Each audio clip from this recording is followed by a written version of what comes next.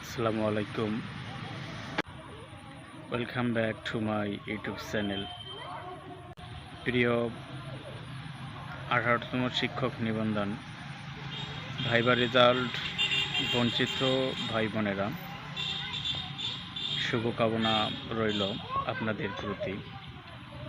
আপনারা সবাই অবগত আছেন যে ৩৫ ঊর্ধ্ব যারা 18তম গণবিজ্ঞপ্তির যারা আসলে রিট করেছিল সনদের জন্য, হাইকোর্ট তাদের পক্ষে রায় দেয়, প্লাস এনটিআরসি আবার আপিল করে, হাইকোর্ট তাদের পক্ষেই রায় দেয়, এই ৩৫ ঊর্ধ্বের পক্ষেই, যার মাধ্যমে তারা এই গণবিজ্ঞপ্তিতে আবেদন করার একটা প্রয়াস পেয়ে যায়। প্লাস কথা এখানে বলার উদ্দেশ্য হলো, তাহলে কি এটা প্রতীয়মান হয় যে ৩৫ ঊর্ধ্বরা যদি পেয়ে যায়, তাহলে 18তম নিবন্ধনের ভাইবা রেজাল্ট বঞ্চিতরাও কি পেতে যাচ্ছে? তাহলে তাহারা কেন বাদ যাবেন? কিছু কিছু গ্রুপের পোস্টে দেখতেছি যে আগামী রোববার আবার কাগজপাতি চাওয়া হচ্ছে রিটের জন্য। তো সম্ভবত আরও একটা রিট করবে। তো দেখা যাক কি হয়। গেল এই একটা মেসেজ। তো আমি 18তম নিবন্ধন ভাইবা রেজাল্ট বঞ্চিত একজন ক্যান্ডিডেট হিসেবে এটাই আশা করি, যেমন 35 ঊর্ধ্বরা পেয়ে গেল, আমরাও যেন সনদ পাই। আমি আরেকটি মেসেজ দিতে চাচ্ছি, তা হচ্ছে এই যে যাদের বয়সের ব্যাপারটা, প্লাস এনটিআরসিএ ইচ্ছা করলে চাইলে এখন 19তম সার্কুলারটি প্রকাশ করতে পারে এই নিবন্ধনের। তারা কিন্তু করতেছে না। যত দিন যাচ্ছে, যাদের বয়স শেষের দিক, তাদের দেখা যাক আসলে কোন পর্যায়ে যায়। এনটিআরসিএ যত তাড়াতাড়ি এই যে বয়সের দিকটা বিবেচনা করে, যত তাড়াতাড়ি সম্ভব আসলে তাদের উচিত 19তম সার্কুলারটি প্রকাশ করা।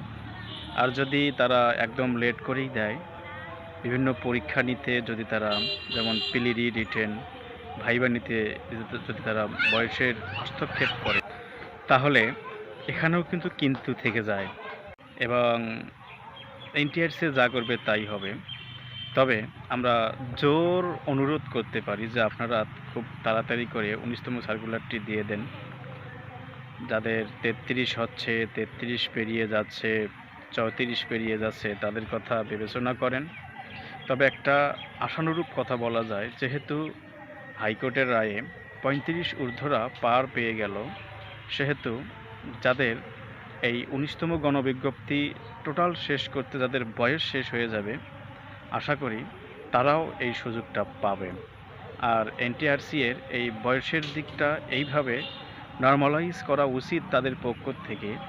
এই বয়সের দিকটা আমাদেরকে কেন হাইকোর্ট অবধি যাইতে হবে? এনটিআরসিকে অবশ্যই তাদেরকে খুব সুন্দর দৃষ্টিকোণ থেকে এটা বিবেচনা করা উচিত বলে আমরা মনে করি।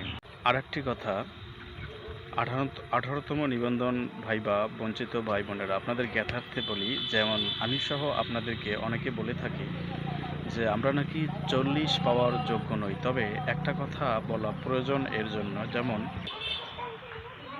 আমাদের যে লিখিত পরীক্ষার খাতা তারা কাটলো প্লাস মূল্যায়ন করলো, আপনারা কি নিশ্চিত যে আপনাদের খাতাগুলো মেইন যে স্যারকে দেওয়া হয় সে কেটেছে? মনে হয় তো যদি এমন বিচক্ষণ স্যারকে এই খাতাগুলো কাটতে দেওয়া হয়, তাহলে তারা এতগুলো ফেল করাই। যারা অনার্স মাস্টার্স কমপ্লিট করে এই রিটেন পরীক্ষা দিচ্ছে, তারা কি এত খারাপ লিখবে? না, মোটেও না। সম্ভবত তারা কাজটা করে কি, তারা অবশ্যই কোনো স্টুডেন্টকে দিয়ে বা কাছের পরিচিত জনকে দিয়ে খাতাগুলো কাটায়। তারা তাদের ছেলে খেলা হিসেবে তামাশামূলকভাবে অনেকগুলো খাতার বোঝা থাকে, প্লাস এই জন্য তারা খাতাগুলো মন গড়াভাবে সম্ভবত মার্ক দিয়ে থাকে। তা অনেকেই ভালো পরীক্ষা দেয়, কমেন্ট বক্সে লেখে যে এত ভালো পরীক্ষা দিয়েছি। হ্যাঁ, সত্য, তারা খারাপ পরীক্ষা দেয় না। আসলে খাতা কাটার সিস্টেম, খাতা বন্টন করার সিস্টেম, কর্তৃপক্ষ যাদেরকে খাতা দেন তারা কিন্তু খাতা সবগুলো খাতা কাটে না, তারা অন্য কাউকে দিয়ে কাটায়। এই যে অন্য কেউ যখন খাতা কাটে তখন তারা এই ভেজালটা পাকান। তো আমি আমাদের পক্ষ থেকে তাদেরকে অনুরোধ করতেছি, যারা আপনারা খাতা পান প্লিজ স্যারেরা আপনারা অবশ্যই নিজেরা খাতা কাটার চেষ্টা করবেন আর আমাদেরকে উপযুক্ত মার্ক দেওয়ার চেষ্টা করবেন। নয়তোবা আমাদের আশা আকাঙ্ক্ষা ডিজায়ার ভবিষ্যৎ একবারে দুমড়ে মুচড়ে নষ্ট হয়ে যাচ্ছে। আপনাদের এই দিকটা খেয়াল রাখা উচিত। তো ভিডিওটি এখানেই রাখলাম। ভালো থাকবেন, সুস্থ থাকবেন।